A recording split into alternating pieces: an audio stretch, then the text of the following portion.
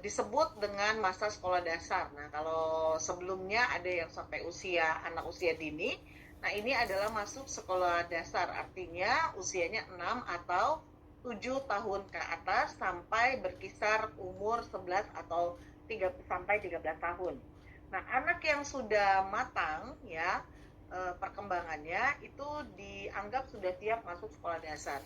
Kita lihat sekarang bahwa untuk masuk sekolah dasar anak dites kematangannya ya, karena belum tentu umurnya 7 tahun tetapi dia sudah matang. Ada juga yang umur 5 tahun setengah dia sudah matang, artinya dia sudah punya kemandirian. Nah, kemandirian untuk masuk sekolah biasanya adalah kemandirian untuk bisa ke toilet sendiri, bisa makan sendiri, bisa membereskan mejanya, mungkin kalau ada tumpahan dia bersihkan, itu artinya dia sudah matang.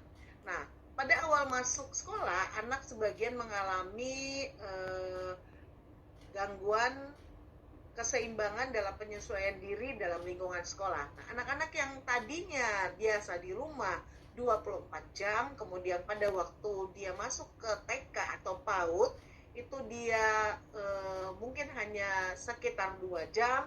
Nah, untuk SD dia duduknya kemudian beda ya, kalau TK mungkin ada yang melingkar gitu ya, duduknya tidak sama.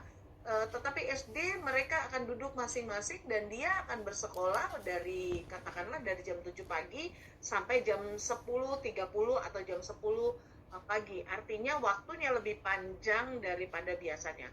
Nah, ini ada beberapa anak-anak yang tidak terbiasa akan mengalami kesulitan dalam penyesuaian diri dengan lingkungan sekolahnya, ya. Kesulitan untuk bangun pagi, kesulitan untuk duduk lama, duduk untuk mendengarkan ya, itu ada beberapa kesulitan yang dialami oleh anak. Nah, ciri-ciri kanak-kanak akhir ini label yang diberikan oleh orang tua.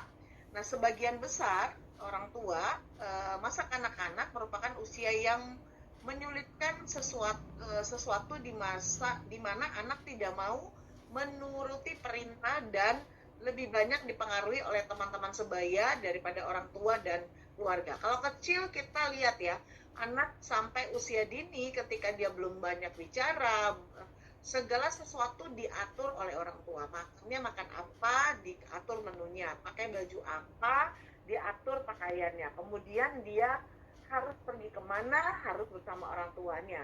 Dan dia harus mendengarkan kata-kata orang tuanya, tidur siang, makan, mandi, dan lain sebagainya. Nah, masa SD di sekolah dasar tadi itu masa yang menyulitkan bagi orang tua karena anak lebih banyak dipengaruhi oleh temannya.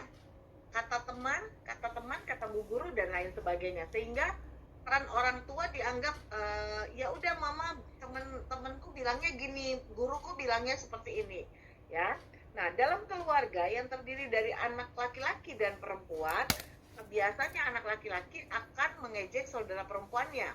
Kalau anak perempuan akan membalas pertengkaran dalam bentuk makian atau serangan fisik, ya. Ini ejekan, ini serangan fisik itu mungkin dipukul gitu ya. Kemudian label apa yang diberikan oleh pendidik? Nah, pendidik melabelkan masa kanak-kanak dengan usia sekolah dasar. Pendidik memandang periode ini sebagai periode yang kritis, ya, di mana anak-anak membentuk kebiasaan untuk mencapai kesuksesan, tidak sukses, atau sangat sukses. Jadi biasanya standarisasinya adalah prestasi yang diperoleh oleh anak-anak tersebut. Nah, label yang diberikan oleh psikolog ya pada masa kanak-kanak usia berkelompok di satu masa di mana perhatian utama anak itu tertuju pada keinginan diterima oleh teman sebaya sebagai anggota kelompok, terutama kelompok yang bergengsi dalam pandangan teman-temannya. Jadi mereka masuk ke dalam sebuah